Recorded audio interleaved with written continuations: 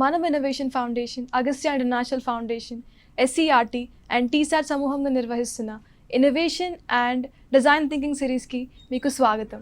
ఈరోజు మన episode the innovation for the people, the SDG lens. So ప్రతి ఊర్లో ఏదో ఒక సమస్య ఉంటుంది. సో ప్రతి సమస్యని పరిష్కరించాలంటే మనకి అది గ్రహించే కళ కావాలి.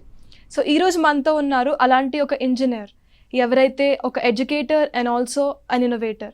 సో ఈయన ఈ మన పంటలు అండ్ రైతుల బాధల్ని కష్టాలని అర్థం చేసుకొని ఈ వెజిటబుల్ వేస్ట్ రిడక్షన్ అండ్ పంటల్ని వైల్డ్ బోర్డ్స్ నుంచి కాపాడేందుకు ఒక తగిన ఇన్నోవేషన్ ఆయన చేశారనమాట. ఆయన మన మధ్యలో ఉండడం మనకి ఎంతో ఆనందకరం.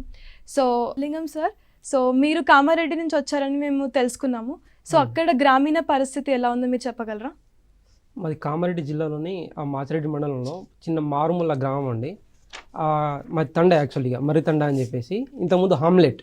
ఇప్పుడు ఏంటంటే తండాలన్నీ గ్రామ పంచాయతీ అయినాయి కాబట్టి ఇప్పుడు గ్రామ పంచాయతీ అయింది. మేము చదువుకునేటప్పుడు ప్రాపర్ రోడ్స్ కూడా లేకుండే. మేము ఏంటంటే మడి ఒర్రెలు ఉంటాయి కదా, ఒర్రెల నుంచి పోయేవాళ్ళం, ఒర్రెల నుంచి స్కూల్ పోయేవాళ్ళం, ఒర్రెల నుంచి వచ్చేవాళ్ళం. మధ్యలో ఒక వాగు ఉండేది. వర్షాకాలంలో వాగు పడితే ఏంటంటే స్కూల్కు మాకు డిస్కనెక్ట్ అయిపోయేది. స్కూల్కి వెళ్ళడానికి లేకపోతుండే, అలా ఉండే. తర్వాత మెల్లగా రోడ్స్ వచ్చినాయి. కానీ ఈనాటికి కూడా మా ఊరికి ఆర్టీసీ బస్ అనేది ఇప్పటికీ లేదు. ఓన్లీ ఇప్పుడు చాలా రిక్వెస్ట్ పెట్టిన తర్వాత ఏంటంటే ఒక ఆర్టీసీ బస్ పంపిస్తున్నారు. ఎప్పుడు అది స్కూల్ పిల్లల కోసం, అంటే కాలేజీకి వెళ్ళాలా, ఊర్లో నుంచి కాలేజీకి వెళ్ళాలా, మళ్ళీ రావాలి అని చెప్పేసి అంటే ఒక ఆర్టీసీ బస్ పెట్టారు. అది స్కూల్ ఉన్నప్పుడే వస్తుంది, కాలేజీలో ఉన్నప్పుడే వస్తుంది. సండేస్ కానీ సెకండ్ సాటర్డేస్ కానీ, అంటే కాలేజీకి స్కూల్కి హాలిడే ఉన్నప్పుడు బస్సులు రావు.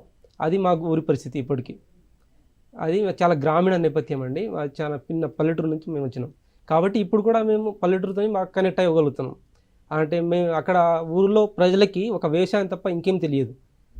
ఒక వ్యవసాయం మాత్రం తెలుసు. వర్షం పడితే పండాలా, లేదంటే ఏదైనా లేబర్ పని చేసుకోవాలా. సో అలాంటి ఊరు నుంచి వచ్చినాం కాబట్టి ఇప్పుడు ఇక్కడ ఏ ఊర్లోకి వెళ్ళినా కానీ, ఏ వ్యవసాయం చూసినా కానీ మేము ఈజీగా కనెక్ట్ కాగలుగుతున్నాం. అది మా గ్రామీణ నేపథ్యం. ఓకే సార్, మీరు సిఐఎస్టీలో పనిచేశారని తెలుసుకున్నాము. సో మీరు గ్రామాలకి విజిట్ చేసినప్పుడు, అటు వెళ్ళినప్పుడు మీరు ఎలాంటివి అబ్జర్వ్ చేస్తారు? ఎలాంటి విషయాలపైన మీరు దృష్టి పెడతా ఉంటారు? యాక్చువల్లీ ఏంటంటే మా నాన్న ఇప్పటికీ చెప్తుంటారు, మనం చదివిన చదువు అనేది దేనికైనా ఉపయోగపడాలని చెప్పేసి. చదివినాం, మంచి జాబ్ సంపాదించినాం, మంచి మనం బతుకుతున్నాం అని కాదు. చదివి ఏం చేస్తున్నాం అసలు, మనం ఎవరికి, అంటే ఏ ఊరికి అన్నా, ఎవరికన్నా, ఏ ప్రజలకన్నా ఏమైనా చేస్తున్నామా, మన చదివిన చదువు ఉపయోగపడాలని చెప్పేసి మా నాన్న చెప్తుంటారు అన్నట్టు. ఎవరికైనా ఉంటుంది. చిన్నప్పుడు మనం అనుకుంటాం, స్కూళ్ళల్లో ఏమనుకుంటాం అంటే పెద్ద అయిన తర్వాత నా విలేజ్కి నేను ఇట్లా చేయాలా, ఈ సేవ చేయాలా, ఆ సేవ చేయాలని చెప్పేసి అనుకుంటాం. కానీ ఆ పెద్ద అయిన తర్వాత రియాలిటీ ఏమవుతుందంటే డైవర్ట్ అయిపోతాం. వేరే ఇష్యూస్ వల్ల, వేరే కమిట్మెంట్స్ వల్ల డైవర్ట్ అయిపోతున్నాం. మనకు కూడా అట్లా ఉండేది, నాకు కూడా అట్లా ఉండేది. ఏమైనా చేయాలా, ఊర్లోకి ఏమైనా చేయాలని చెప్పేసి ఉండేది. సో దానికి తోడు ఏంటంటే నేను పనిచేసే దగ్గర కేజీరెడ్డి ఇంజనీరింగ్ కాలేజ్లో సిఐఎస్టీ, centre for innovation and social transformation అని చెప్పేసి మా సార్ డైరెక్టర్ రోహిత్ గారు అది ఒక సెంటర్ని ఎస్టాబ్లిష్ చేశారు. అక్కడ ఎందుకంటే centre for innovation, we will innovate the things, అంటే మేము ఇన్నోవేట్ చేసేది రూరల్ ట్రాన్స్ఫర్మేషన్ కోసం అన్నట్టు. సో అక్కడ ఏంటంటే దీనిలో భాగంగా, ఈ సెంటర్లో భాగంగా ఏం చేస్తామంటే మేము 11 విలేజ్తో మేము పార్ట్నర్ అయి ఉన్నాం. సో అందులో భాగంగా మేము విలేజ్కి వెళ్తాం. విలేజ్కి వెళ్ళినప్పుడు విలేజ్లో ఉన్న వివిధ సమస్యలు ఏంటి అని చెప్పేసి తెలుసుకుంటాం. మనం డైరెక్ట్ పోయి నీ సమస్య ఏంటి అని చెప్పేసి అడిగితే ఎవరు చెప్పరు, వాళ్ళు నువ్వెవరని చెప్పేసి అడుగుతారు. సో మేము ఏం చేస్తామంటే వీళ్ళు ఎంపతి విత్ దెమ్, అంటే వాళ్ళతో కలిసిపోతాం. వాళ్ళ సాంప్రదాయం ఏంది, వాళ్ళ కల్చర్ ఏంది, వాళ్ళ తిండి అలవాట్లు ఏంటి, వాళ్ళ అక్కడ పంటలు ఏంటి. సో వాళ్ళకి మమేకం అయిపోతాం. ఆ మమేకం అయిపోయి వాళ్ళకు అంటే క్లోజ్ అయిపోయి వీళ్ళు మన వాళ్ళే అని, అంటే ఇప్పుడు ఎప్పటికీ వస్తుంటాం, మనం ఎప్పుడు మన ఊళ్ళో ఉంటాడు కాబట్టి అట్లా మేము రోజు వాళ్ళకి కనబడితే ఏంటంటే వాళ్ళు మనకి చెప్పడం స్టార్ట్ చేస్తారు. డైరెక్ట్ పోయి మీ ప్రాబ్లం ఏంటి నేను సాల్వ్ చేస్తా అంటే నువ్వు ఎవరు అని చెప్పేసి అంటారు. నీలాంటి వాళ్ళు చాలామంది, మనలాంటి చాలామంది వస్తుంటారు అక్కడ. కాబట్టి ఏంటంటే మేము తెలుసుకోవాలంటే ప్రాపర్ ప్రొసీజర్ ఉండాలి. ఆ ప్రొసీజర్ ఏంటంటే ఆ విలేజ్లో పోయి వాళ్ళతోని అర్థం చేసుకోవాలి, వాళ్ళ కల్చర్ ఏంది, వాళ్ళ మనుషులు ఇంట్లో ఉంటారు, వాళ్ళు అర్థం చేసుకోవాలి. అర్థం చేసుకున్న తర్వాత వాళ్ళు స్లోగా మనం ఐడెంటిఫై చేయాలి. సో వాళ్ళ అంటే ఇప్పుడు వరి వేస్తున్నారు అనుకోండి, వరి ఎట్లా వేస్తారు, ఇప్పుడు మాన్యువల్గా కింద బెండ్ వేస్తారు. అది వాళ్ళకి ప్రాబ్లం లాగా అనిపించదు, కానీ ఆ ప్రాబ్లమ్ని మనం అబ్జర్వ్ చేయాలి. ఇప్పుడు మనకి ఏంటంటే వరి ఇట్లనే వేస్తారా, ఇప్పుడు వేరే సొల్యూషన్ ఏం లేదంటే మాకేం లేదు, మాకు ఇదే పద్ధతి తెలుసు అని చెప్పేసి అంటారు వాళ్ళు. దీనివల్ల నొప్పి ఏం రావట్లేదు అంటే అవును నొప్పి వస్తుంది మాకు, అయితే ట్యాబ్లెట్ వేసుకుంటాం, లేకుంటే పడుకుంటే సరిపోతుంది అని చెప్పేసి అంటారు. కానీ అందులో ప్రాబ్లం ఉందన్న విషయం వాళ్ళు మర్చిపోయారు. ఆ ప్రాబ్లమ్ని మనం గుర్తించాలా. సో ఎలా గుర్తిస్తామంటే ఇక్కడ మేము త్రూ ఎంపతి అంటే జస్ట్ పోయి రావడం కాదు, వాళ్ళని చూసి సింపతి చేయడం కాదు.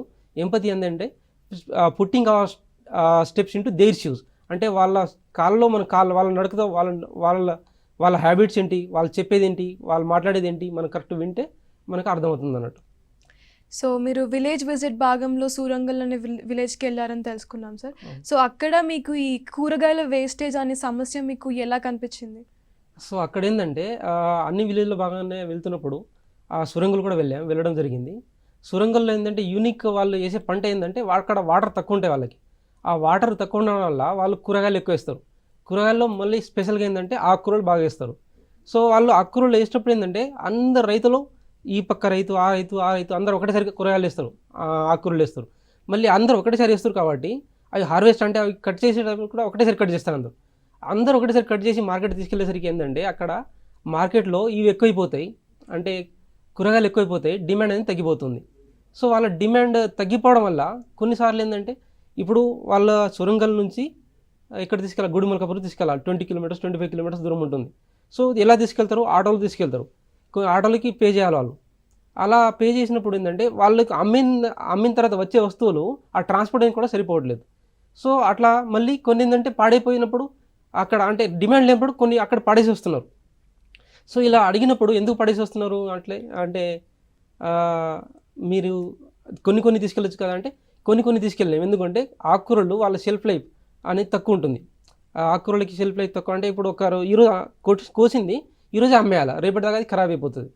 సో అలా ఏంటంటే ఒకవేళ దాన్ని కూరగాయలది ఇప్పుడు ఆకుకూరలది షెల్ఫ్ లైఫ్ అనేది ఇంక్రీజ్ చేయగలిగితే, అంటే దాని జీవితకాలం కొంచెం 2-3 డేస్ అట్లా ఇంక్రీజ్ చేయగలిగితే ఆ 2-3 డేస్ ఎంత అవసరమైందో అంతే తీసుకెళ్తారు మార్కెట్కి. మిగతాన్ని ఒకరి దగ్గర స్టోర్ చేయగలిగితే బాగుంటుందని చెప్పేసి మేము అనుకున్నాం. సో స్టోర్ చేయడానికి ఒక ఫెసిలిటీ కావాలి వాళ్ళకి. అలా స్టోర్ చేయడానికి ఏంటంటే ఒక ఫెసిలిటీ ఉంటే అక్కడ స్టోర్ చేసుకొని మిగిలిన అంటే 50% అక్కడ స్టోర్ చేసుకొని మిగతా 50% వాళ్ళు తీసుకెళ్ళగలుగుతారు. మిగతా 50% ఏంటంటే వాళ్ళు డిమాండ్ ఉన్నప్పుడు అమ్ముకోవడానికి వీలు ఉండాలి. సో అలాంటి దానికోసం ఏంటంటే ఒక కూలింగ్ ఛాంబర్ మేము కన్స్ట్రక్ట్ చేయడం జరిగింది ఇక్కడ. అంటే వాళ్ళ ప్రాబ్లం ఇట్లా తెలుసుకోవడం జరిగింది. ప్రాబ్లం ఏంటంటే వాళ్ళకి కట్టడం అంటే స్టోరేజ్ ఫెసిలిటీ లేదు, ఆ స్టోరేజ్ ఫెసిలిటీ కావాలని చెప్పేసి ఆ ప్రాబ్లం ఐడెంటిఫై చేయడం జరిగింది. Okay sir. సో ఈ కూరగాయల నిల్వ పద్ధతిలో మీరు ఇన్వెంట్ చేసిన IoT బేస్డ్ కోల్డ్ స్టోరేజ్ ఉంది కదా సార్, సో దీన్ని ఎలా చేశారు అండ్ ఎలా పనిచేస్తుంది ఇది? ఇక్కడ కూరగాయల నిల్వ స్థలం అంటే ఇది కొత్త కాన్సెప్ట్ కాదండి, ఇది పాతదే. మనకి కుండలో ఇప్పుడు ఏమైనా వాటర్ పెడితే చల్లగా ఉంటుంది, లేకుంటే కుండలో మట్టి కుండలో చుట్టూ ఒక క్లాత్ వేసి దాన్ని తడిపి లోపల కూరగాయలు పెడితే కూడా ఎక్కువ రోజులు వస్తుంది. సో అక్కడ ఆ కాన్సెప్ట్ నుంచి తీసుకొచ్చింది. ఇక్కడ ఏంటంటే ఇక్కడ కూరగాయలు నిల్వ ఉంచు స్థలం ఎట్లా కట్టినామంటే 2 బ్రిక్స్ ఉంటాయి. ఇప్పుడు ఇటుకలు ఇటు ఇట్లా పేర్చేసి మధ్యలో ఏంటంటే ఒక గ్యాప్ ఉంచుతాం, ఒక క్యావిటీ ఉంచుతాం. ఆ క్యావిటీతో ఇక వాల్స్ మొత్తం కన్స్ట్రక్ట్ చేసి ఇక్కడ ఏంటంటే సొరంగలు కన్స్ట్రక్ట్ చేసింది అంటే 3x3x1, అంటే 3 మీటర్ లెంత్, 3 మీటర్ విడ్త్, ఒక 1 మీటర్ హైట్తోని అట్లా 3x3 కట్టినాం అన్నట్టు. కట్టి ఏంటంటే ఇక్కడ ఈ క్యావిటీ ఏదైతే ఉందో అందులో ఫిల్టర్డ్ శాండ్, ఆ శాండ్ అనేది లోపల వేసేసినాం. ఆ శాండ్ మొత్తం ఫిల్ చేసి ఇక్కడ రూమ్ లోపల ఏంటంటే ఒక చిన్న శాండ్ బెడ్, అంటే 1 ఇంచ్ వరకు శాండ్ అట్లా చల్లినాం. చల్లేసి ఏంటంటే మొత్తం తడిపేస్తాం. ఫస్ట్ తడిపేసిన తర్వాత ఏంటంటే ఇప్పుడు శాండ్, ఇప్పుడు ఇక్కడ ఇటుకల మధ్యలో శాండ్ ఉంది కదా, ఆ శాండ్ని తడిపిన తర్వాత బయట నుంచి హాట్ ఎయిర్ అంటే వేడి గాలి అనేది ఈ శాండ్ నుంచి ఇక్కడ ఈ గోడల నుంచి ఈ శాండ్ నుంచి ఫ్లో అవుతూ లోపలికి వెళ్ళాలి. అంటే ఇప్పుడు వేడి గాలి అనేది కాస్త ఇక్కడ ఏంటంటే చల్లగా అయిపోతుంది. ఆ చల్లగాలి మొత్తం రూమ్ లోపల కూరగాయలు పెట్టినప్పుడు కూరగాయల మీద నుంచి సర్క్యులేట్ అవుతుంది. ఇట్లా దాని మీద సర్క్యులేట్ అయినప్పుడు కూరగాయలు పాడవకుండా ఉంటాయి. ఇది ఐడియా యాక్చువల్గా. అంటే ఇక్కడ ఏంటంటే ఇప్పుడు ఒక సర్టెన్ టెంపరేచర్, హ్యూమిడిటీ మనం మెయింటైన్ చేయాలి. ఆ మెయింటైన్ చేయాలంటే ఏంటంటే ఇప్పుడు టెంపరేచర్ కొంచెం ఇంక్రీజ్ అవ్వగానే వాటర్ అనేది వాటంతటా వాటర్ రావాలా. అంటే లేదంటే ఒక మనిషి వచ్చి దాన్ని వాటర్ ఆన్ చేయాలా, మళ్ళీ టెంపరేచర్ డిక్రీజ్ అవ్వగానే ఆఫ్ చేయాలా, అంటే ఒక మనిషి అవసరం అనేది పడుతుంది అక్కడ. ఆ మనిషి అవసరం లేకుండా మేము ఏం చేసినామంటే దానికి ఒక IoT పెట్టినాం. IoT అంటే ఒక టెంపరేచర్ మనం ఎంత 22 డిగ్రీ సెంటిగ్రేడ్ మెయింటైన్ చేస్తున్నాం. అక్కడ 22 డిగ్రీ సెంటిగ్రేడ్ కంటే టెంపరేచర్ ఎక్కువైందనుకోండి వాటర్ అనేది ఆటోమేటిక్గా ఆన్ అవ్వాలా. దానికోసం ఏం చేసినామంటే DHT11 సెన్సర్ అని పెట్టినాం, అంటే టెంపరేచర్ అండ్ హ్యూమిడిటీ సెన్సర్ అని పెట్టినాం. అది ఏం చేస్తుందంటే టెంపరేచర్ని హ్యూమిడిటీని ఐడెంటిఫై చేస్తుంది. 22 డిగ్రీ సెంటిగ్రేడ్ కంటే ఆ టెంపరేచర్ ఎక్కువైందనుకోండి ఆటోమేటిక్గా అది సెన్స్ చేసి రిలేకి సిగ్నల్ ఇస్తుంది. ఆ రిలే వచ్చేసి ఒక మోటార్కి సిగ్నల్ ఇస్తుంది. మోటార్ ఆన్ కావాలి. అప్పుడు 22 డిగ్రీ సెంటిగ్రేడ్ కంటే ఎక్కువైంది, ఇప్పుడు వాటర్ ఆన్ అవ్వాలి. వాటర్ ఆన్ అయినప్పుడు ఆ వాటర్ ఆన్ అయ్యి ఆ వాటర్ని ఏంటంటే ఇప్పుడు ఈ ఇసుక మీద ఒక డ్రిప్ అయి పెట్టినాం, ఆ వాల్ని డ్రిప్కి పెట్టినాం అన్నట్టు. సో ఇప్పుడు ఏంటంటే వాటర్ ఆన్ అయ్యి మళ్ళీ ఇసుక తడిసిపోతుంది. ఆ తడిసిపోయినప్పుడు మళ్ళీ టెంపరేచర్ అనేది డౌన్ అయిపోతుంది. 22 ° C తక్కువ అయినప్పుడు మళ్ళీ ఆ DH11 సెన్సార్ వచ్చేసి 22 ° C వచ్చేసింది, మోటార్ ఆఫ్ అయిపోవాలని చెప్పేసి రిలేకి సింగిల్ ఇస్తుంది. రిలే వచ్చేసి మోటార్ని ఆఫ్ చేసేస్తుంది. సో ఇక్కడ ఏంటంటే ఒక ఫార్మర్ కూరగాయలు పెట్టి పోతే సరిపోతుంది, అక్కడ పర్టికులర్గా ఉండి ఇప్పుడు నేను మోటార్ ఆన్ చేయాలా ఆఫ్ చేయాలా అని చెప్పేసి అవసరం లేదు అన్నట్టు. అంటే ఒక మనిషి అవసరం లేదు, ఒక మనిషి అవసరాన్ని మేము ఎరాడికేట్ చేసినాం అక్కడ. అంటే ఆటోమేటిక్గా వాటర్ దాని మీద పడాలా, టెంపరేచర్ డిక్రీజ్ అయిపోవాలి, టెంపరేచర్ హ్యూమిడిటీ ఆటోమేటిక్గా కంట్రోల్ అయిపోవాలి. సో ఈ టెక్నాలజీని తీసుకురావడం వల్ల ఏంటంటే ఒక మనిషి అవసరం లేకుండా పోయింది అక్కడ. అంటే ఇప్పుడు కూరగాయలు అక్కడ పెట్టేసి వేరే పని చేసుకోవచ్చు, లేదంటే కూరగాయల కోసం అక్కడ అంటే సపరేట్గా ఒక మనిషి ఉండాల్సిన అవసరం లేదు. సో ఈ టెక్నాలజీ మేము అక్కడ ఇంకార్పొరేట్ చేయడం జరిగింది. ఓకే సార్, సో మీరు ఈ ఇన్నోవేషన్ని రైతుల కోసం చేస్తున్నారు కదా, సో వాళ్ళు దీన్ని ఎలా వాడుతున్నారు అండ్ దీనిలో ఉన్న కాంపోనెంట్స్ ఏంటి, అండ్ దీనిలో కూరగాయలు కానీ ఏమైనా పెట్టినప్పుడు అది ఎన్ని రోజుల వరకు నిల్వ ఉండగలుగుతుంది? ఇప్పుడు దీన్ని కన్స్ట్రక్ట్ చేసి అంటే కమ్యూనిటీ లాగా కన్స్ట్రక్ట్ చేసి విలేజ్ వాళ్ళకి ఇచ్చేసినాం. ఏంటంటే ఇక్కడ వాళ్ళు మినిమం 200 to 250 kgs వరకు పెట్టుకోవచ్చు. ఇక ఇందులో ఏ రకమైన కూరగాయలైనా పెట్టుకోవచ్చు, ఫ్రూట్స్ అయినా పెట్టుకోవచ్చు. ఇప్పుడు పెట్టేది ఏంటంటే ఇందులో మనం కన్స్ట్రక్ట్ చేసిన దాంట్లో వాళ్ళ దగ్గర ఎక్కువ పండేది ఆకుకూరలు కాబట్టి ఆకుకూరలు పెడుతున్నారు. రామరెడ్డి అని ఒక రైతు ఉన్నాడు, రామరెడ్డి, నరేందర్ రెడ్డి అని చెప్పేసి ఆ రైతులు ఉన్నారు, వాళ్ళు దీన్ని వాడుతున్నారు. ఇప్పుడు ఏంటంటే కూరగాయలు వాళ్ళు రకరకాలుగా పాలకూర పెడుతున్నారు, ఆకుకూరలు వచ్చేసి మళ్ళీ కొరియాండర్ అంటే కొత్తిమీర పెడుతున్నారు, సోయకూర పెడుతున్నారు, బోయకూర పెడుతున్నారు, అన్నీ పెడుతున్నారు. అంటే కూరగాయలని బట్టి వాటి లైఫ్ అనేది చేంజ్ అవుతుంటుంది. ఇప్పుడు సోయకూర అనేది చాలా సన్న ఆకులు ఉంటాయి, అప్పుడు ఏంటంటే అవి మనం కట్ చేసిన తర్వాత గంటకే మొత్తం అయిపోతుంది, దాన్ని అంటే డెడ్ అయిపోతుంది, అది ఎండిపోతుంది. కానీ ఇది ఇందులో పెట్టడం వల్ల 2 days వరకు వస్తుంది అది. అంటే సోయకూర ఇప్పుడు ఇంతగానో కట్ చేసిన అనుకోండి, సోయకూర తక్కువ అంటే 50%, అందులో 50% మార్కెట్ తీసుకెళ్ళి మిగతా 50% ఇందులో పెట్టుకోవాలి. అది పెట్టుకుంటే 2 days వరకు వస్తుంది. మళ్ళీ కొత్తిమీర మ్యాక్సిమం వచ్చేసి మనకి 7 days వరకు వస్తుంది. ఆ పాలకూర వచ్చేసి మనకి బయట తీసుకుంటే పాలకూర ఈ రోజు నుంచి కట్ చేస్తే అది రేపటి వరకు మ్యాక్సిమం 1 day వస్తుంది, కానీ మనం పెట్టుకుంటే ఏంటంటే ఇందులో 5 days వరకు వస్తుంది. అదే టమాటా పెట్టుకుంటే టమాటా 12 to 15 days వరకు వస్తుంది. మళ్ళీ మన మామిడి పండ్లు అట్లా పెట్టుకుంటే ఆల్మోస్ట్ 20 days కంటే ఎక్కువ వస్తాయి. ఇప్పటికీ వాళ్ళు యూజ్ చేస్తున్నారు, కానీ వాళ్ళు ఇంకా పండ్లు ఏమి పెట్టలేదు, కూరగాయలు టమాటాలు ఆకుకూరలు పెడుతున్నారు. ఇందులో వచ్చేసి మేము వాడిన కాంపోనెంట్స్ ఏంటంటే ఒక డ్రిప్ పైపు ఆ శాండ్ని తడపడానికి. ఆ డ్రిప్ పైప్ వచ్చేసి దేనికి కనెక్ట్ చేసినామంటే మోటార్కి కనెక్ట్ చేసినాం. ఆ మోటార్ ఏంటంటే మనం ఏసీలో వాడతాం చేసినాం, ఆ మోటార్ పెట్టినాం, అది వాటర్ డ్రిప్ మోటార్, ఆ వాటర్లో పెట్టేసినాం, దానికి కనెక్ట్ చేసినాం. మళ్ళీ ఇప్పుడు మోటార్కి ఇప్పుడు సిగ్నల్ ఇవ్వడానికి మోటార్ నుంచి ఒక రిలే కనెక్ట్ చేసినాం. ఆ రిలే ఏం చేస్తా అంటే మోటార్ని ఆన్ చేస్తుంది, ఆఫ్ చేస్తుంది. కానీ ఆన్ ఆఫ్ ఎప్పుడు కావాలి, దానికి ఒక సెన్సార్ కావాలా. అంటే ఇప్పుడు టెంపరేచర్ ఎక్కువ అయితే ఆన్ అవ్వాలా, తక్కువ అయితే ఆఫ్ అయిపోవాలా. ఆ సిగ్నల్ ఇవ్వడానికి మనం ఏంటంటే DH11 అంటే humidity and temperature sensor connect చేసినాం అన్నట్టు. ఇప్పుడు టెంపరేచర్ ఎక్కువ కాగానే ఆ సెన్సార్ దాన్ని సెన్స్ చేసి ఇప్పుడు వాటర్ కావాలి దానికి, అంటే రిలేకి సిగ్నల్ ఇస్తుంది, రిలే మోటార్ని ఆన్ చేస్తుంది. మళ్ళీ టెంపరేచర్ తగ్గిపోగానే రిలే మళ్ళీ సెన్సార్ అంటుంది, అంటే 22 °C ఇప్పుడు రీచ్ అయింది, మోటార్ ఆఫ్ అయిపోవాలని చెప్పేసి ఆ సెన్స్ చేసిన సిగ్నల్ వచ్చేసి రిలేకి ఇస్తుంది, రిలే వచ్చేసి మోటార్ని ఆఫ్ చేసేస్తుంది. సింపుల్ టెక్నాలజీ ఇక్కడ. అంటే మేము ఎక్కువ ఏం వాడలేదు దీన్ని, వాళ్ళు ఆపరేట్ చేయాల్సిన అవసరం కూడా లేదు. మనం ఆటోమేటిక్గా అంటే మనమే దాన్ని సెట్ చేసి అక్కడ కనెక్ట్ చేసేసి వచ్చినాం, ఆటోమేటిక్గా అదే వర్క్ అవుతూ ఉంటుంది. ఓకే సార్, సో ఈ ఇన్నోవేషన్ని లైఫ్లోకి తీసుకురావడానికి మీకు TGIC నుంచి ఒక 1 lakh rupee grant and management నుంచి సపోర్ట్ వచ్చిందని తెలుసుకున్నాం సార్. సో ఇదంతా మీకు ఎలా సహాయపడింది అండ్ ఇది మీ ఇన్నోవేషన్కి ఎంత ఇంపార్టెంట్? ఇన్నోవేషన్ మన దగ్గర ఐడియా ఉంది, కానీ దాన్ని ముందుకు తీసుకెళ్ళాలంటే మన దగ్గర ఫండ్ కావాలా. ఆ ఫండ్ లేనప్పుడు ఏం చేస్తామంటే మనం ఫండింగ్ ఏజెన్సీ కోసం చూస్తాం. సో మేము ఒక ప్రపోజల్ రాసాం, IoT బేస్డ్ కూలింగ్ ఛాంబర్ అని చెప్పేసి. సేమ్ ఈ ప్రొసీజర్ ఏవైతే ఉందో మీకు చెప్పినట్టు ఇప్పుడు అంటే మేము విలేజ్కి వెళ్ళినాం, విలేజ్ దగ్గర ఫార్మర్స్ దగ్గర ఐడెంటిఫై చేసినాం, అక్కడ మంచి ఇన్కమ్ వస్తుంది వాళ్ళకి. ఒకవేళ ఇది లేకుంటే వాళ్ళ ఇన్కమ్ లాస్ అయిపోతారు, కాబట్టి అదే సేమ్ ప్రపోజల్ రాసినాం, మన ఐడియా ఏందో రాసి TCIC వాళ్ళకి మనం సబ్మిట్ చేస్తే వాళ్ళు 1 lakh ఫండ్ మాకు శాంక్షన్ చేశారు. ఆ 1 lakhతోని ఇది కన్స్ట్రక్ట్ చేయడం జరిగింది. ఆ ఫండ్ వాళ్ళు 1 lakh ఇవ్వకపోయి ఉంటే ఆ ఐడియా మా దగ్గర ఉండిపోయేది, అది ముందుకు వెళ్ళేదిపోయేది కావచ్చు. అండ్ మళ్ళీ వాళ్ళు దాన్ని ఇప్పుడు యూజ్ చేసుకోకపోయే వాళ్ళు దాని నష్టం అనేది అది క్యాజువల్ ప్రాబ్లంగా అయిపోయేది. సో వాళ్ళు ఫండ్ ఇవ్వడం వల్ల ఇది ముందుకు వెళ్ళగలిగింది. మళ్ళీ ఇప్పుడు మేము విలేజ్కి వెళ్ళేసి రైతుల దగ్గర వెళ్ళడానికి, రైతుల అసలు ప్రాబ్లం తెలుసుకోవడానికి మా మైండ్ సెట్కి తగ్గట్టుగా మా మేనేజ్మెంట్ చాలా సపోర్ట్ చేసింది. ముఖ్యంగా మా డైరెక్టర్ రోహిత్ కందగట్ల అని చెప్పేసి ఆయన మాకు చాలా ఆపర్చునిటీ ఇచ్చిండు. మీరు వెళ్ళాలా, వెళ్ళేసి విలేజ్లోకి ఉన్న ప్రాబ్లమ్స్ మన అంటే చదివిన చదువు అనేది అక్కడికి అయిపోకుండా మనం ఏమైనా ట్రాన్స్ఫర్ చేద్దాం, విలేజ్కి ట్రాన్స్ఫర్ చేద్దాం, అంటే రూరల్ డెవలప్మెంట్ చేద్దాం అని చెప్పేసి మాకు బాగా మోటివేట్ చేశారు. సో మేనేజ్మెంట్ సపోర్ట్ వచ్చింది మాకు. సేమ్ టీఎస్ఐసి అంటే ఇప్పుడు టీజీఐసి వాళ్ళు కూడా మాకు ఫండ్ ఇచ్చారు.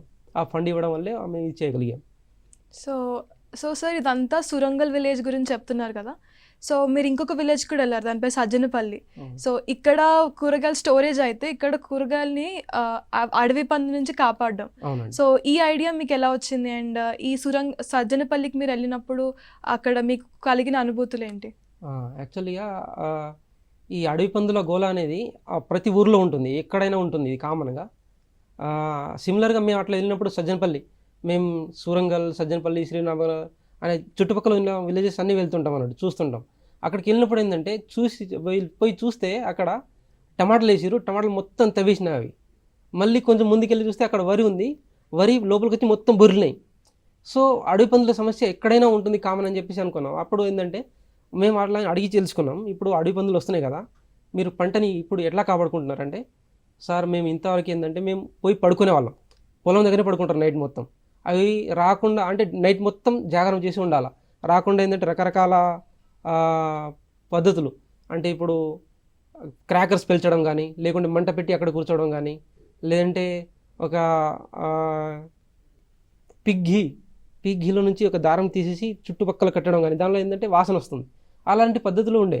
కానీ ఇప్పుడు కొన్ని రోజులే వాసన ఉంటుంది, అది ఆ వాసన వచ్చినప్పుడు ఏంటంటే కుక్క వచ్చి దారాన్ని లాక్కెళ్తుంది. మళ్ళీ ఇప్పుడు క్రాకర్స్ పెంచడం వల్ల, క్రాకర్స్ పెంచినప్పుడు అది కొంచెం దూరం వెళ్ళిపోతుంది, కానీ నైట్ మొత్తం పెంచుకుంటూ ఉండలేము కదా. క్రాకర్ పెంచడం ఎప్పుడైతే ఆపేస్తామో అది మళ్ళీ అడవి పందులు లోపలికి వస్తాయి. మళ్ళీ అలాగే ఇప్పుడు నైట్ మొత్తం జాగారం ఉన్నప్పుడు ఇప్పుడు పందులు వస్తే రైతులు పోయి పాలు వదులుతాడు, కానీ పొరపాటున పడుకున్నాడు అనుకోండి మళ్ళీ అడవి పందులు వస్తున్నాయి. మళ్ళీ అవి డేంజరస్. ఇప్పుడు ఏంటంటే అడవి పంది మనల్ని డిటెక్ట్ చేసిన తర్వాత అవి స్ట్రైట్గా పరిగెడతాయి, సైడ్కి పరిగెత్తవు. సో ముంగట మనసు ఉంటే దాని మనసుని పొడుచుకుంటూ వెళ్ళిపోతాయి. అది చాలా డేంజరస్ అని చెప్పేసి ఉన్నాం. మళ్ళీ సజ్జనపల్లిలో ఏం చేశారంటే వాళ్ళు అడవి పందుల గోల వల్ల అక్కడ ఫస్ట్ ఏంటంటే స్వీట్ పొటాటో బాగా పండేది, మళ్ళీ మక్కలు బాగా పండేటి, వరి బాగా పండేది. సో ఈ పంటలు వేస్తే అడవి పందుల గోల ఉంది కాబట్టి, వైల్డ్ బోర్ సమస్య ఉంది కాబట్టి ఆ పంటను చేంజ్ చేసుకోవడం జరిగింది. సో స్వీట్ పొటాటో మంచి ఇన్కమ్, అది వాళ్ళు వేయట్లేదు, వరి వేయట్లేదు, మక్కలు వేయట్లేదు. కూరగాయలు వేస్తే కూరగాయలు కూడా గోల ఉంది కాబట్టి కూరగాయలు కూడా వేయట్లేదు. వాళ్ళు కంప్లీట్గా ఆ పంటల్ని ట్రాన్స్ఫర్ చేసుకున్నారు. ఏం చేసుకున్నారంటే పూలు పండించడం స్టార్ట్ చేశారు అన్నట్టు. పూలలో కూడా వస్తాయి కానీ ఎక్కువ డ్యామేజ్ చేయవు. సో మేము పోయి వాళ్ళని అడిగినప్పుడు మళ్ళీ ఇప్పుడు దీనికి ఒక సొల్యూషన్ ఇస్తే మీరు మళ్ళీ అవే పండుగలు అంటే స్వీట్ పొటాటో కానీ వరి కానీ వేయగలుగుతారా అంటే, అవును సార్ మేము ఇస్తాం, ఆ సొల్యూషన్ ఇవ్వాలని చెప్పేసి మాకు అన్నారు వాళ్ళు. సో అప్పుడు ఏం చేసినామంటే ఒక వినూత్నమైన ఐడియా, అంటే ఇప్పుడు అడవి పందులో చాలా గమ్మత్తు ఉంటుంది. మనం ఏ పద్ధతి యూజ్ చేసినా అవి 2-3 రోజుల దాకా చూస్తాయి, తర్వాత దానికి హ్యాబిచుయేట్ అయిపోతుంది. సో ఇప్పుడు అంతకుముందు ఏంటంటే పల్లెటూళ్ళలో వాళ్ళు మనుషుల్ని చంపాలనే ఉద్దేశం, జంతువులను చంపాలనే ఉద్దేశం కాదు, డైరెక్ట్ కరెంట్ వైర్ వేసేసేవాళ్ళు. కరెంట్ వైర్ వేసినప్పుడు లోపల మనుషులు పోయినా లేకుంటే ఆ పొలం రైతు పోయినా దాన్ని టచ్ అయితే వాళ్ళకి డేంజర్. అది కొన్ని జంతువులు చచ్చిపోతుంటాయి. అడవి పందులు కాకుండా వేరే జంతువులు కూడా వస్తాయి, ఆవులు కానీ గేదెలు కానీ లోపలికి వెళ్ళినప్పుడు అవి కూడా చనిపోవడం జరుగుతుంది. సో అలా కాకుండా ఇప్పుడు ఏంటంటే సోలార్ ప్యానల్ పెట్టి సోలార్ నుంచి ఒక ఫెన్సింగ్ తీసుకొని చుట్టూ వేస్తే ఏంటంటే సోలార్తోని ఒక మైల్డ్ షాక్ వస్తుంది అంతే, దాన్ని టచ్ చేసి షాక్ వస్తుంది, వెళ్ళిపోతాయి. ఆ సోలార్ ఫెన్సింగ్ ఇంప్లిమెంట్ చేయడం జరిగింది. ఆల్రెడీ అది ఉంది సోలార్ ఫెన్సింగ్, మేము కూడా మా ఊర్లో మేము అదే యూజ్ చేస్తాం. కాకపోతే అవి సోలార్ ఫెన్సింగ్తో కొన్ని రోజులు రావు, తర్వాత ఏం చేస్తాయంటే ఆ సోలార్ ఫెన్సింగ్ పోతే డైరెక్ట్ పోతే తగులుతుందని చెప్పేసి కింద తవ్వుకొని కింది నుంచి పోతాయి అవి పందులు. ఆ కింది నుంచి పోవడం వల్ల ఏంటంటే అవి మళ్ళీ డ్యామేజ్ చేయడం స్టార్ట్ అయినాయి. సో అలా కాకుండా మేము దానికి కొంచెం బ్యాక్గ్రౌండ్ రీసెర్చ్ చేసినాం. అంటే ఇప్పుడు అడవి పందులు మెయిన్గా దేనివల్ల భయపడతాయి. సో అటు రీసెర్చ్ చేస్తే మాకు దొరికింది ఏంటంటే అవి బ్లూ లైట్ అనేది వాటికి కంటికి పడదు అన్నట్టు. బ్లూ లైట్ని చూస్తే అవి ఎక్కువసేపు ఉండలేవు, అక్కడ నుంచి వెళ్ళిపోతాయి. సో ఇప్పుడు మేము ఏం చేసినామంటే సోలార్ ఫెన్సింగ్తో పాటు ఇప్పుడు ఇక్కడ ఫెన్సింగ్ మధ్యలో ఒక blue LED roof top light పెట్టినాం అన్నట్టు ఇట్లా. సో అక్కడ ఏంటంటే ఆ రూఫ్ టాప్ లైట్ వచ్చేసి ఆన్ అయినప్పుడు డైరెక్ట్ దాని కంటి హైట్కి పెట్టినాం. ఆన్ అయినప్పుడు దానికి కంట్లో పడాలా. ఆ కంట్లో పడితే ఏంటంటే అవి బేర్ చేయలేవు, భరించలేవు, వెళ్ళిపోతాయి. సో ఇప్పుడు ఏం చేసినామంటే ఇక్కడ టెక్నాలజీ ఏం పెట్టినామంటే మేము ఆ రూప్ టాప్ లైట్ ఎప్పటికీ వెలగకుండా ఓన్లీ అవి డిటెక్ట్ అయినప్పుడు, అంటే అడవి పంది దగ్గరికి వచ్చినప్పుడు మాత్రమే అది ఆన్ అయ్యేటట్టుగా అట్లా దానికి ఐఓటీ పెట్టినాం. దానికోసం ఏంటంటే పిఐఆర్ సెన్సార్ ఒకటి పెట్టినాం. ఆ సెన్సార్ ఏం చేస్తుందంటే అడవి పందు ఇప్పుడు 2 or 3 మీటర్స్ దూరం ఉన్నప్పుడే అది డిటెక్ట్ చేస్తుంది. డిటెక్ట్ చేసి అది లైట్ ఆన్ చేస్తుంది. లైట్ ఆన్ చేసినప్పుడు అవి బ్లూ లైట్తోని వెళ్ళిపోతున్నాయి. కాకుండా దానికి కూడా అలర్ట్ అయ్యి కొంచెం ముందుకు వచ్చినాయి అనుకోండి, ఆటోమేటిక్గా షాక్ వస్తుంది. అంటే సోలార్ ఫెన్సింగ్ ఉంది, ఆ షాక్తోని అవి వెళ్ళిపోతాయి. రైట్. ఈ పంటలకి అడవి పందులే కాకుండా నెమళ్ళ వల్ల, రామచిలుకల వల్ల వాటితో కూడా ప్రాబ్లం ఉంటుంది. సో నెమళ్ళు కూడా డైరెక్ట్ వచ్చేసి ఆ పొలంలో మేస్తాయి, మొత్తం తినేస్తాయి. ఆ రామచిలుకలు కూడా తినేస్తాయి. కాబట్టి ఇప్పుడు అవి కూడా రాకుండా అంటే ఏం చేసినామంటే ఈ పిఐఆర్ సెన్సార్ ఏదైతే పెట్టినా ఒక ఆబ్జెక్ట్, అంటే ఒక పక్షి, నెమలి కానీ రామచిలుక కానీ డిటెక్ట్ అయినప్పుడు ఒక సౌండ్ ఇస్తుంది, అలారం ఇస్తుంది, ఒక సౌండ్ బజర్ ఇస్తుంది. ఆ బజర్తో ఏంటంటే ఎగిరిపోతాయి అన్నట్టు. సో ఇప్పుడు ఏంటంటే ఈ పెట్టడం వల్ల అడవి పందుల నుంచి, నెమల నుంచి, వేరే అదర్ బర్డ్స్ నుంచి, మళ్ళీ అలా కాకుండా ఏమైనా జంతువులు, ఆవులు కానీ గేదెలు కానీ అవి మేయడానికి వస్తాయి, పచ్చగా ఉంటుంది కదా, అవి మేయడానికి వస్తాయి. అవి కూడా రాకుండా ఒక వాటి నుంచి మేము ప్రొటెక్ట్ చేయగలం పంటని. సో మీ ఇన్నోవేషన్ గురించి వింటుంటే నాకు ఒకటి అర్థమైంది ఏంటంటే దీని back bone solar energy. Yeah. So ఆ సోలార్ ఎనర్జీని మీరు ఇంప్లిమెంట్ చేయడానికి, మీ ఇన్నోవేషన్లో యూస్ చేసుకోవడానికి మీకు ఎంత ఖర్చు అయి ఉంటుంది? యాక్చువల్లీ ఇప్పుడు సోలార్ ప్యానల్ ప్లస్ దాని కంట్రోలర్, బ్యాటరీ అవి కలిపేసి 13,500 పడుతుందండి, 13,500. ఇది 10 ఎకరాల వరకు వస్తుంది. అంటే ఒక ఎకరం ఉన్న రైతు కూడా దీన్ని వాడచ్చు, ఎకరం ఉన్నా అంతే పడుతుంది, 10 ఎకరాలు ఉన్నా అదే పడుతుంది. సో ఇది బేసిక్. మళ్ళీ ఇది రూప్ టాప్ లైట్ అవన్నీ వచ్చేసి ఒక ఇంకో 5,000 ఎక్స్ట్రా పడుతుంది. మొత్తానికి ఇప్పుడు ఏంటంటే 18,000 to 20,000లో ఇది మొత్తం అయిపోతుంది. ఒకవేళ మాకు రూప్ టాప్ లైట్ వద్దు అనుకుంటే, ఇప్పుడు అంత టెక్నాలజీ మాకు వద్దు అనుకుంటే సోలార్ ఫెన్సింగ్తో కూడా మనం కాపాడుకోవచ్చు. అంటే 13,500లో 10 ఎకరాల వరకు కాపాడుకోవచ్చు రైతు, ఏ పంట వేసినా కానీ, ఏ చేసినా కానీ. మళ్ళీ ఏంటంటే ఒక పంట అయిపోయిన తర్వాత మళ్ళీ తీసి పడేసేది ఉండదు. ఎన్ని పంటలు అది దాని లైఫ్ టైం ఎక్కువ ఉంటుంది, 10 to 12 years వరకు వస్తుంది సోలార్ లైట్ అనేది, అంటే సోలార్ ఫెన్సింగ్ అనేది. సో సోలార్ ఫెన్సింగ్ వచ్చేసి 10 to 12 years వరకు, అంటే ఇయర్కి 2 crops వేసుకున్నా కానీ 24 crops వరకు అది పనికి వస్తుంది. Okay sir. సో ఇది రాత్రిపూట ఎలా స్పందిస్తుంది? అండ్ ఇది పని చేయాలంటే ఒక రైతు ఉండి మానిటర్ చేయాలా, లేదంటే రైతు అవసరం లేకుండానే అది ఆటోమేటిక్గా నడుస్తుందా? మా ఉద్దేశం ఏంటంటే రైతు ప్రశాంతంగా నిద్రపోవాలి రాత్రి వేళలో. ఇది రాకముందు ఏంటంటే రైతు పొలంలో పడుకునేవాళ్ళు, పొలంలో పడుకొని భయపడుతూ పందులు ఎటు నుంచి వస్తాయో, ఎలా పాలద్రోలాలో, వాటిని ఎలా కొట్టాలో, కొట్టిన తర్వాత మళ్ళీ ఎప్పుడు వస్తాయో, వాటి వల్ల మనకేమైనా డేంజర్ జరుగుతుందా అని చెప్పేసి సరిగా నిద్ర కూడా పోయకపోయాడు. అలా ఆ ప్రశాంతత లేకపోయేది రైతులకి. ఆ ప్రశాంతత ఉండాలని చెప్పేసి ఏం చేసామంటే మేము ఈ టెక్నాలజీ తీసుకొచ్చాము. ఈ టెక్నాలజీ వల్ల ఇది ఆటోమేటెడ్, మొత్తం రైతు ఉండాల్సిన అవసరం లేదు. అక్కడ ఇన్స్టాల్ చేసి వెళ్ళిపోయి ప్రశాంతంగా ఇంట్లో పడుకోవచ్చు. అడవి పంది వచ్చినప్పుడు ఆటోమేటిక్గా అదే లైట్ ఆన్ అవుతుంది, అదే సౌండ్ బజర్ అదే వస్తుంది. ఒకవేళ ఆ బజర్ని సౌండ్ని దాటుకొని అది వస్తే ముంగట సోలార్ ఫెన్సింగ్ వచ్చేసి దాన్ని ఆపేస్తుంది. పంటకి ఏ మాత్రం హాని ఉండదు. మళ్ళీ నెమళ్ళు ఏంటంటే మీకు డౌట్ రావచ్చు, బయట ఎగురుకుంటూ డైరెక్ట్ రావచ్చు అని చెప్పేసి. నెమళ్ళు ఏం చేస్తాయంటే ఎగురుకుంటూ పొలాల్లోకి రావు, ఎగురుకుంటూ పొలాల దగ్గరకు వస్తుంది, అక్కడి నుంచి నడుచుకుంటూ వస్తాయి. అవి నడుచుకుంటూ వచ్చినప్పుడు ఆటోమేటిక్గా డిటెక్ట్ అవుతుంది, అప్పుడు బజర్ వచ్చేస్తుంది. ఒకవేళ బజర్ బై ఛాన్స్ ఇప్పుడు వర్షాకాలంలో ఎక్కడో సెన్సార్ దెబ్బతినడం వల్ల బజర్ అనేది పని చేయలేదు అనుకోండి, ముందుకు వస్తే సోలార్ ఫెన్సింగ్ ఉంటుంది, మైల్డ్ షాక్ ఇచ్చేస్తుంది, వెనక వెళ్ళిపోతుంది. అది మేము ఆల్రెడీ సజ్జనపల్లిలో అబ్జర్వ్ చేసినాం. అబ్జర్వ్ చేసినప్పుడు ఏంటంటే అవి నెమళ్ళు వచ్చినాయి, చుట్టుపక్కల తిరుగుతున్నాయి, అంటే ఒడ్డు చుట్టూ తిరుగుతున్నాయి కానీ లోపలికి రాలేకపోతున్నాయి అన్నట్టు. సో దీనివల్ల అంటే ఈ టెక్నాలజీ వల్ల అన్ని విధాలుగా ఇది వాళ్ళకి యూజ్ఫుల్ అవుతుంది. వాళ్ళని అడిగి వాళ్ళ ఫీడ్బ్యాక్ కూడా తీసుకోవడం జరిగింది మేము. వాళ్ళు ఏమన్నారంటే ఈ టెక్నాలజీ వల్ల మేము మా వరి పంటని బాగా కాపాడగలుగుతున్నాం, నెమలు కూడా రావట్లేదు అని చెప్పేసి వాళ్ళు చెప్పారు. సో అది మాకు కొంచెం సంతోషాన్ని ఇచ్చింది. Okay sir. సో మీ ఈ 2 ఆవిష్కరణలు ఏదైతే ఉన్నాయో, ఒకటి కోల్డ్ స్టోరేజ్, ఇంకొకటి యానిమల్ రిపెల్లెంట్, ఇవి 2 సోషల్గా, ఎకనామిక్గా, ఎన్వైరన్మెంట్గా ఎలా ఉపయోగపడుతుందని మీరు అనుకుంటున్నారు? ఇప్పుడు ఇవి బోత్ ఆర్ ఎకనామికల్. ఇప్పుడు ఏంటంటే కూలింగ్ ఛాంబర్ పెట్టినాం. కూలింగ్ ఛాంబర్ ఎలా కన్స్ట్రక్ట్ చేసినామంటే లోకల్లీ అవైలబుల్ రిసోర్సెస్, దానికోసం పర్టికులర్గా వేరే దగ్గర నుంచి కావాలా, వేరే చేయాలా అనేది ఏం లేదు. మన దగ్గర ఉన్న మెటీరియల్తోనే చేసుకునేటట్టు ఎకనామిక్, వెరీ ఎకనామిక్. వాళ్ళు ఏంటంటే ఎవ్రీ ఫార్మర్ కెన్ బేర్. ఏ ఫార్మర్ అయినా దాన్ని చిన్న సన్నకారు రైతు కానీ పెద్ద రైతు కానీ ఎవరైనా దాన్ని చేసుకోవచ్చు. ఇప్పుడు మేమే వెళ్ళి చేయాలని లేదు, ఎట్లా చేయాలో మేము చెప్పేస్తే వాళ్ళు చేసుకుంటారు. దానివల్ల వాళ్ళకి ఏం ఖర్చు పెద్దగా ఏమి ఉండదు. మళ్ళీ సోలార్ ఫెన్సింగ్ వచ్చేసి ఇక్కడ ఖర్చు అయ్యేది మనకి ఏంటంటే సోలార్ ప్యానల్, కంట్రోలర్, బ్యాటరీకి. మళ్ళీ ఇదేంటంటే ప్రతి సంవత్సరం కొనాల్సిన అవసరం లేదు, ఒక సంవత్సరం కొంటే 10 సంవత్సరాల దాకా వస్తుంది. సో ఇది they are easy to operate. అంటే ఏంటంటే ఇప్పుడు ఇంత టెక్నాలజీ ఉంది కదా, ఇప్పుడు దీన్ని ఆపరేట్ చేయడానికి ఒక మనిషి కావాలి అని కాదు. ఆ టెక్నాలజీ ఎలా ఉండాలంటే వాళ్ళకి అఫోర్డబుల్గా ఉండాలి, అంటే ప్రతి ఒక్క రైతు భరించగలగాల, మళ్ళీ ప్రతి ఒక్క రైతు దాన్ని ఆపరేట్ చేయగలగాల.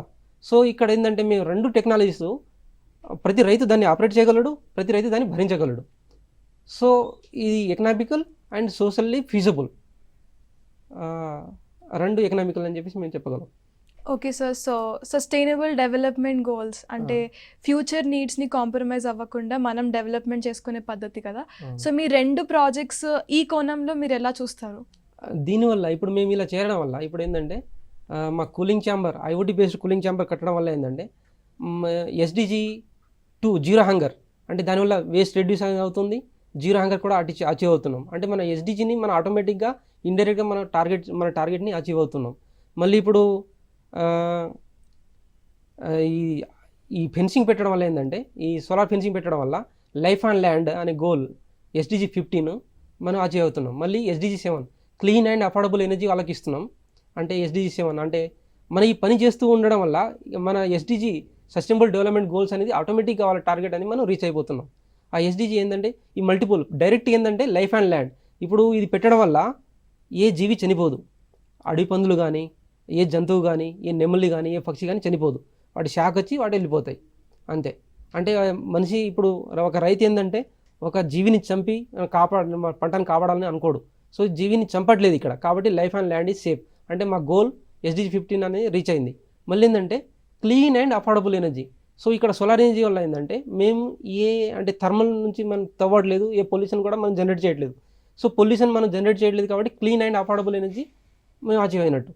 మళ్ళీ మేము కూలింగ్ ఛాంబర్ కన్స్ట్రక్ట్ చేయడం వల్ల జీరో హంగర్ని అవాయిడ్ చేసినట్టు, అంటే వాళ్ళ హంగర్ని తీర్చినట్టు. మళ్ళీ ఇంకోటి ఏంటంటే decent work and economic growth. డీసెంట్గా వర్క్ చేసుకుంటే ఎకనామిక్ గ్రోత్ అదే వస్తుందని చెప్పేసి ఆ SDG 8 కూడా మేము అచీవ్ అయినట్టు. మళ్ళీ అలా కాకుండా రెండిట్లోని మేము టెక్నాలజీ యూజ్ చేస్తున్నాం కాబట్టి ఇండస్ట్రీ ఇన్నోవేషన్ అండ్ ఇన్ఫ్రాస్ట్రక్చర్ అంటే SDG 9 కూడా మేము రీచ్ అవుతున్నట్టు. అంటే మనం SDG 9 అంటే ఈ SDGని రీచ్ అవ్వాలని చెప్పేసి మేము టార్గెట్ పెట్టుకోలేదు, మేము పని చేయడం వల్ల SDG అనేది ఆటోమేటిక్గా రీచ్ అయిపోవాలని చెప్పేసి మేము అనుకున్నాం.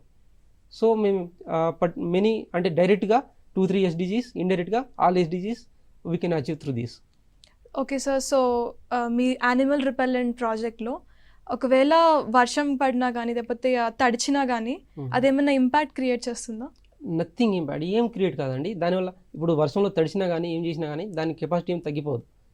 సో అది ఇచ్చేది మైల్డ్ శాఖే కాబట్టి దాని అంటే పొద్దాస్తమానం సూర్యుడు ఉండాల్సిన అవసరం లేదు.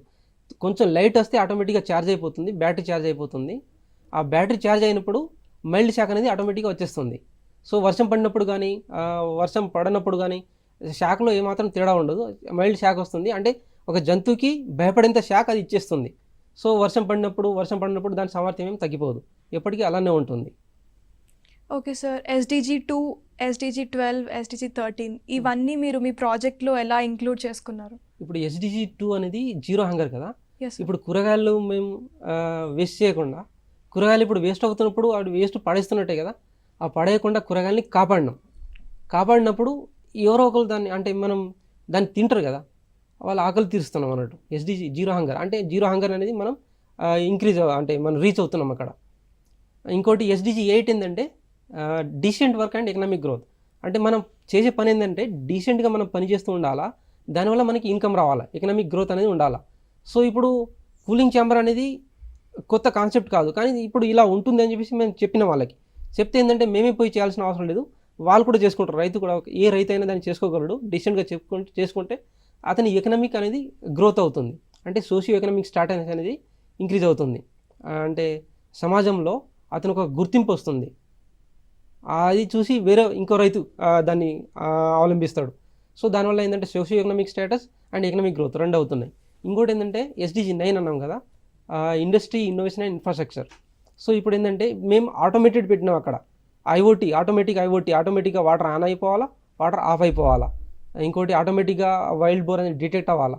డిటెక్ట్ అయినప్పుడు లైట్ అనేది ఇంక్రీజ్ అంటే వెలగాల, బజర్ రావాలా అని చెప్పేసి అక్కడ ఏంటంటే చిన్న ఇన్నోవేషన్ అనేది ఉంది అక్కడ. మనం ఇన్నోవేషన్ చేస్తున్నాం కాబట్టి SDG 9 innovation, industry, innovation and infrastructure అనేది ఆటోమేటిక్గా రీచ్ అవుతుంది. ఇంకోటి లైఫ్ ఆన్ ల్యాండ్. ఇప్పుడు మా టెక్నాలజీ వల్ల, సోలార్ ఫెన్సింగ్ వల్ల కానీ, లైట్ రూప్ టాప్ లైట్ వల్ల కానీ ఆ సోలార్ టచ్ కాగానే చచ్చిపోయే జీవి ఏది లేదు, ఇంక్లూడింగ్ మనిషి కానీ చిన్న జీవి కూడా ఎవరికి హాని అనేది కలగదు. ఆ హాని కలగపోవడం వల్ల ఏంటంటే they are free to live on the land. So ఆ భూమి మీద ఉన్న ఏ జీవికి నష్టం జరగదు. కాబట్టి లైఫ్ ఆన్ ల్యాండ్ అనేది SDG 15 కూడా మేము రీచ్ అవుతున్నాం.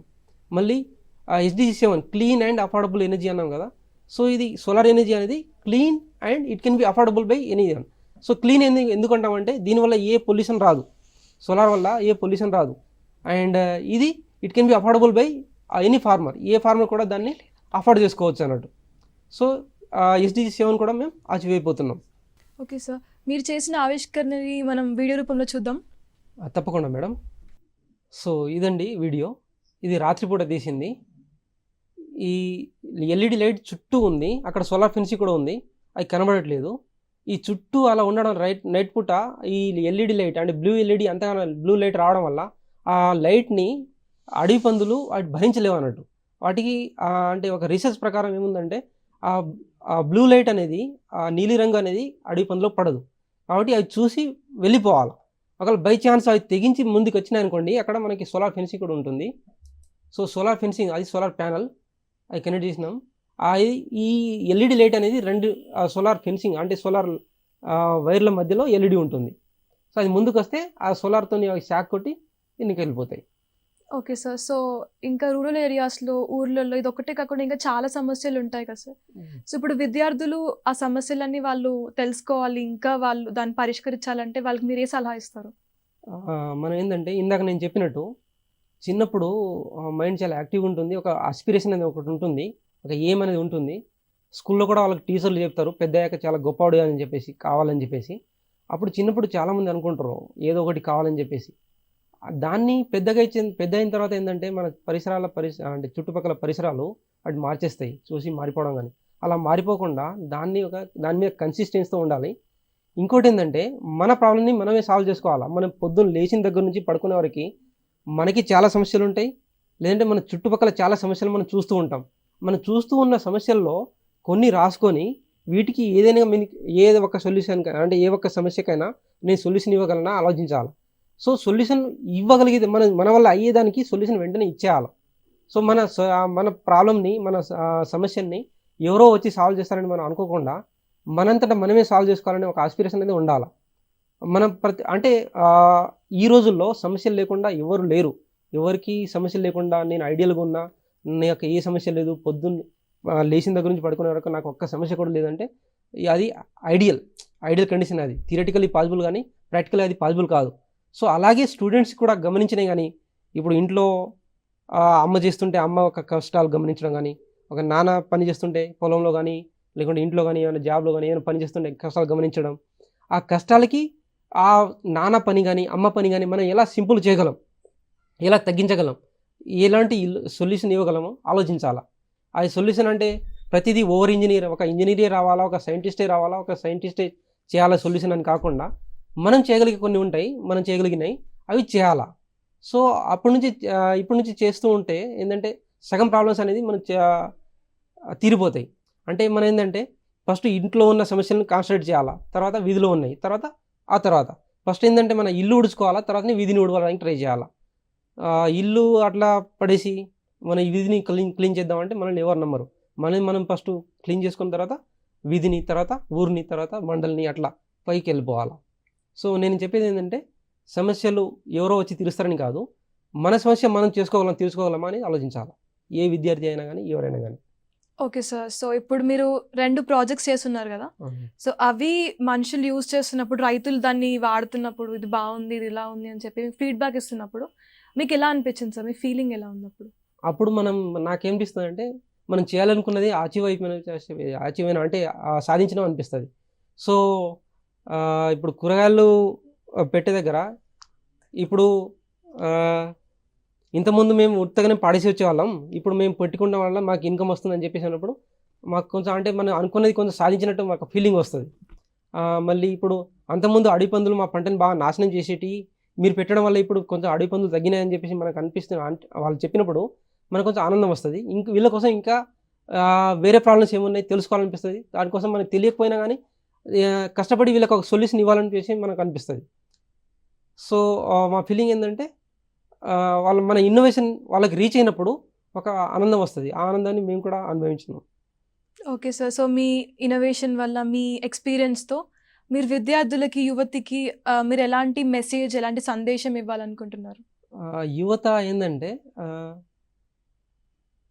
చుట్టుపక్కల ఉన్న సమస్యల్ని అంటే సాల్వ్ చేయడానికి ట్రై చేయాలి. చుట్టుపక్కల ఉన్నదాన్ని ఎంపతి చేయాలా. ఎంపతి అంటే ఏంటంటే అబ్జర్వ్ చేయాలా, ఆ సమస్య ఎక్కడొచ్చింది, ఎందుకు వచ్చింది. సో ఒక మెథడ్ అనేది ఉంటుంది, ఒక సమస్యని సాల్వ్ చేయడానికి ఒక మెథడ్ అని ఉంటుంది. ఆ ఒక పద్ధతి ఉన్నా కానీ ఆ సమస్య ఎందుకు ఉందంటే ఆ పద్ధతిలో, ఆ మెథడ్లో చిన్న డిఫాల్ట్ ఏదో ఉంది. ఆ మెథడ్ని ఒకసారి చూసి దాన్ని సరిచేస్తే ఆ సమస్య అనేది తీరిపోతుంది. ఆ సమస్య పెద్ద సమస్య అని దాన్ని పట్టించుకోకుండా వదిలిపెట్టేస్తే అది అట్లనే ఉంటుంది. సో వదిలిపెట్టకుండా ఆ సమస్యని మనం సాల్వ్ చేయగలుగుతామా, మనం చేయగలగమా లేదా, చేస్తే ఎలా చేయగలం అంటే ఇవాళ చేయాలని కలిసి కమిట్మెంట్ తీసుకున్నప్పుడు ఎలా చేయగలం అని అంటే దాన్ని ఉన్న పద్ధతి ఏంది అసలు అంటే ఇప్పుడు ఒక మెథడ్ ఉంది. ఈ మెథడ్తోని ఇప్పుడు ఎలా ఈ మెథడ్ అంటే ఈ సమస్యను పరిష్కరించడానికి ఒక పద్ధతి ఉంది. ఆ పద్ధతి ఉన్నా కానీ ఈ సమస్య ఎందుకు ఉంది అంటే ఒక మెథడ్ ఉన్నా కానీ even though there is a method is there, why the drawbacks are there, why the method is not solving the problem అని చెప్పేసి ఆలోచించాలి. అప్పుడు ఆలోచించినప్పుడు ఏంటంటే ఆ మెథడ్లోనే చిన్న లోసుకు ఉంటుంది, చిన్న లూప్ హోల్ ఉంటుంది. దాన్ని సరి చేస్తే ఆ సమస్య అనేది తిరిగిపోతుంది. సో దీని చిన్న ఓపిక ఉండాలా, చిన్న కమిట్మెంట్ ఉండాలా, సాల్వ్ చేయాలనేది ఒకటి ఉండాలా. అంటే ఇప్పుడు సమస్యని అంటే ప్రతిదీ మన ప్రకృతి నుంచి తీసుకున్నామనే కాకుండా ప్రకృతికి తిరిగి ఇవ్వాలని చెప్పేసి మనకు ఉండాలా. ప్రతి విద్యార్థికి కానీ ప్రతి యువతకి అది ఉండాలి. ఉన్నప్పుడే అది సాధ్యమవుతుంది. చుట్టుపక్కల ఉన్న ప్రాబ్లమ్స్ అనేవి సాల్వ్ అయిపోతాయి. Okay sir. సో మీరు చేసిన ట్రెండ్ ఇన్నోవేషన్స్ ఐడియాలజీ నుంచి ఎండింగ్ వరకు మీకు ఎంత టైం పట్టింది? అండ్ ప్రొసీజర్ చేస్తున్నప్పుడు మీకు ఎలాంటి పీపుల్ మీకు హెల్ప్ చేశారు? మీ టీం ఎంతమంది? టీం గురించి చెప్పగలుగుతారా? అబ్వియస్ అండి, ఏదైనా ఒక సమస్య సాల్వ్ చేసేటప్పుడు ఒక్కళ్ళు చేయలేం, మాకు టీం ఉంది. మేము స్టార్టింగ్ చేసినప్పుడు కూలింగ్ ఛాంబర్ ప్రాబ్లం వాళ్ళని విన్న దగ్గర నుంచి మాకు ఫండ్ వచ్చి మేము కన్స్ట్రక్ట్ చేసేవరకు మాకు 1 year to 1.5 years పట్టింది. ఆ 1.5 year జర్నీలో నేను ఒక్కనే కాదు, మా సిఐసి టీం మొత్తం ఉంది. మెయిన్ విజనరీ లీడర్ వచ్చేసి రోహిత్ కందగట్ల, తర్వాత మా సిఐఎస్టీకి ఒక హెడ్ ఉన్నారు మిసెస్ సంయుక్త మేడం అని చెప్పేసి. వీళ్ళిద్దరు చాలా సపోర్ట్ చేశారు మాకు. వీళ్ళని అడిగినప్పుడల్లా మాకు రిసోర్సెస్ ప్రొవైడ్ చేయడం కానీ, మాకు స్టూడెంట్ టీమ్ని ఇవ్వడం కానీ వాళ్ళు చాలా సపోర్ట్ చేశారు. మేము స్టూడెంట్స్ తీసుకొని మేము పోయి అక్కడ ఇంప్లిమెంట్ చేయడం. మేము ఫస్ట్ ఏమనుకున్నామంటే కూలింగ్ ఛాంబర్లో ఒక వాటర్ ట్యాంక్ ఉంటుంది, వాటర్ ట్యాంక్ నుంచి గ్రావిటీతోని వాటర్ ఇట్లా వచ్చేయాలా. వచ్చేసినప్పుడు ఇక్కడ ఏంటంటే ఆన్ ఆఫ్ చేయడానికి అంటే వాటర్ ఇప్పుడు సరిపడా వాటర్ వచ్చి టెంపరేచర్ అనేది తగ్గినప్పుడు ఆటోమేటిక్గా ఆఫ్ అయిపోవాలా. ఆఫ్ అయిపోవడానికి ఆన్ చేయడానికి అక్కడ సాలినాయిడ్ వాల్వ్ ఉంటే సరిపోతుంది అనుకున్నాం. కానీ ఆ గ్రావిటీ వల్ల వాల్వ్ అనేది పని చేయలేకపోయింది, సాలినాయిడ్ వాల్వ్ అనేది పని చేయకపోయింది. అంటే ఇక్కడ ఏంటంటే మేము అక్కడ మళ్ళీ అక్కడ సాలినాయిడ్ వాల్వ్ని మేము చేంజ్ చేయాల్సి వచ్చింది. సో అక్కడ ఐడియా అంటే ఇప్పుడు టీం ఉండడం వల్ల ఆ సాలినాయిడ్ వాల్వ్ కాకుండా మోటార్ పెట్టాలని చెప్పేసి ఒక ఐడియా వచ్చింది. సో అక్కడ ఒక టీం మాకు అంటే అక్కడ మేము చేంజ్ చేసుకున్నాం. ఆ టీం లేకుండా అది పాసిబుల్ అవ్వదు. అలాగే ఇప్పుడు క్రాప్ డిటెక్షన్కి మేమేమనుకున్నామంటే ఒక బ్లూ ఎల్ఈడి లైట్ అంటే సెన్సార్ డిటెక్ట్ చేసి ఎల్ఈడి ఆన్ అయినప్పుడు అడవి పందులు వెళ్ళిపోతే అయిపోతుంది అనుకున్నాం. కానీ అక్కడ సమస్య వేరే పక్షులతో కూడా ఉంది. ఆ పక్షులు పోవాలంటే ఏం చేయాలి, ఒక బజ్జర్ అనౌన్సియేటింగ్ అలారం కూడా ఉండాలని చెప్పేసి అనుకున్నాం. సో ఆ టీంలో ఏంటంటే నాకు ఒక ఐడియా వస్తుంది, ఇంకొకరికి ఒక ఐడియా, ఇంకొకరికి ఇంకో ఐడియా, అన్ని ఐడియాస్ని కంబైన్ చేస్తే కానీ ఒక బెస్ట్ ఐడియా రాదన్నట్టు. సో మాకు టీం ఉంది. మాకు రిసోర్సెస్ ప్రొవైడ్ చేయడానికి సంయుక్త మేడం, రోహిత్ సార్, మళ్ళీ మాకు స్టూడెంట్స్ వచ్చేసి ఇక్కడ మిస్టర్ జయంత్ అని చెప్పేసి, సాయి లిఖిత్, శ్రావణి, శృతి, వాళ్ళు అందరు ఆ పిల్లలు వచ్చేసి మాకు 2 ప్రాజెక్టులు మాకు హెల్ప్ చేశారండి. Without team there is no success. Single person cannot do anything and cannot achieve. నేను నమ్మేది ఏంటంటే టీంలో చేస్తేనే అవుతుంది, టీంలో బ్రెయిన్ స్టార్మ్ చేస్తేనే అవుతుంది. Okay sir. సో, ఈ ప్రాసెస్ మొత్తం మీరు చేస్తున్నప్పుడు మీరు ఎన్నో ఛాలెంజెస్, ఎన్నో ప్రాబ్లమ్స్ ఫేస్ చేసి ఉంటారు కదా! అవును. సో, మీ ఎక్స్‌పీరియన్స్ ఓవరాల్‌గా ఎలా ఉంది చెప్పగలుగుతారా? సో, మనం అనుకున్నప్పుడు ఛాలెంజెస్ చాలా వచ్చినాయి. ఇప్పుడు మేము first project cooling chamber project చేసినప్పుడు, ఈ ప్రాజెక్ట్ చేసినప్పుడు ఏందంటే, మేము ఇండివిడ్యువల్ ప్రాజెక్ట్ కాదు, ఇది కమ్యూనిటీ ప్రాజెక్ట్ అనుకున్నాం. కమ్యూనిటీ ప్రాజెక్ట్ ఏంటంటే, ఆ సురంగల్ విలేజ్ వాళ్ళు మొత్తం కలిసి దీన్ని యూజ్ చేయాలా. సో, అందరూ కలిసి యూజ్ చేయాలంటే ఇప్పుడు ఆ కమ్యూనిటీ నుంచి సపోర్ట్ కావాలా. ఒకరిని అడిగినప్పుడు ఏందంటే, ఒక ఫార్మర్స్ వచ్చి అంటే దీన్ని మీరు చూసుకోండి, మీ సపోర్ట్ కావాలన్నప్పుడు వాళ్ళు ఏమనుకుంటారంటే, ఇది నా ఒక్కనికేనా మీరు చేసేదేమన్నా? ఇది కమ్యూనిటీ మొత్తానికి కదా! నేను చూసుకుంటే నాకేమొస్తదని చెప్పేసి చిన్న ఛాలెంజ్ వచ్చింది మాకక్కడ. మళ్ళీ ఈ ఊర్లో చేస్తున్నాం కాబట్టి ఊర్లో ఒక ప్లేస్ ఇవ్వాలా. అంటే వాళ్ళకి ప్లేస్ ఐడెంటిఫై చేయడం, అది కూడా మాకు ఛాలెంజ్ వచ్చింది. మళ్ళీ ప్లేస్ ఇచ్చిన తర్వాత కూడా గ్రామ పంచాయతీ నుంచి ఒక అగ్రిమెంట్ లెటర్ కావాలా, అదొక ఛాలెంజ్. సో మల్టిపుల్ ఛాలెంజెస్, చాలా ఛాలెంజెస్ ఇచ్చినాయి. ఆ ఛాలెంజెస్ అన్నింటినీ ఓవర్కమ్ చేసినాం. సో మేజర్ ఛాలెంజెస్ ఏంటంటే కమ్యూనిటీ నుంచి ఒక రెస్పాన్స్ కావాలా. అంటే ఆ కమ్యూనిటీ నుంచి ఏంటంటే ఒక ముందుగా నా అంతటా నేనే అంటే వాలంటీర్గా ఒక పర్సన్ రావాలా, కానీ మాకు అట్లా జరగలేదు. సో మేము ఐడెంటిఫై చేసి ఒక పర్సన్ని లాస్ట్కి తీసుకొచ్చాం. అంటే ఇప్పుడు దీన్ని చూసుకోవడానికి, రెస్పాన్సిబిలిటీ చూసుకోవడానికి. నెక్స్ట్ క్రాప్ రొటేషన్ దగ్గర ఏంటంటే సేమ్ క్రాప్ రొటేషన్ దగ్గర ఏమొస్తుందంటే దీనికి ఆపోజిట్గా ఇప్పుడు ఈ అడవి పందుల సమస్య అనేది ఒక్కరికి కాదు, అందరికీ ఉంటుంది కదా. సో ఈ మాకే ఎందుకు, మాకు కూడా అంటే ఒక ఫార్మర్కి కాదు మాకు కూడా ఇవ్వాలని చెప్పేసి. సో దానికి తగ్గడం మాకు రిసోర్స్ లేదు. అలా మల్టిపుల్ ఛాలెంజెస్ వచ్చినాయి, ఒక్కొక్కటిని ఓవర్కమ్ చేసుకుంటూ పోయినాం. మళ్ళీ క్రాప్ రొటేషన్ టెక్నాలజీని ఒక ఫార్మర్కే కాకుండా దీంతో లూప్ చేసి చాలామంది ఫార్మర్కి మేము ఇవ్వడానికి మేము ప్రయత్నిస్తున్నాం. Okay sir. సో, చూసారు కదా! ఇన్నోవేషన్ అనేది ఒక ల్యాబ్‌లో ఆర్&డి చేసే పని కాదు. అది మన చుట్టూ ఉంటుంది. రైతుల ముఖంలోనూ, మన చుట్టుపక్కల ఆడవాళ్ళ చేతిలోనూ ఉంటుంది. అది మనం గుర్తించి దానిపైన దృష్టి పెడితే దానికొక మనకు ఒక ప్రయోజనం ఉంటుంది. ఒక ఇన్నోవేషన్ మనం తీసుకురావచ్చు. మీరు చూసినట్టు సార్ ఏదైతే ఇన్నోవేషన్, ఎంపథీ, కొలాబరేషన్ అండ్ పర్పస్‌తో ఒక చిన్న ప్రాబ్లమ్‌ని, అది పెద్దది కొంతమందికి కానీ మనకది చిన్నది. కానీ అలాంటి ప్రాబ్లమ్‌కి ఒక రియల్ వరల్డ్ సొల్యూషన్ వాళ్ళకి చాలా ఉపయోగపడే, వాళ్ళ లైఫ్‌ని సులభం చేసి ఒక చిన్న ఇన్నోవేషన్ చేసి వాళ్ళకి ఇవ్వడం వల్ల వాళ్ళెంతో ఆనందం పొందుంటారు. అండ్ సార్‌కి కూడా చాలా ఎక్స్‌పీరియన్స్ వచ్చుంటది. ఇది ఇవాల్టి ఎపిసోడ్. మళ్ళీ ఇంకొక ఎపిసోడ్‌తో మళ్ళీ కలుద్దాం. ధన్యవాదాలు.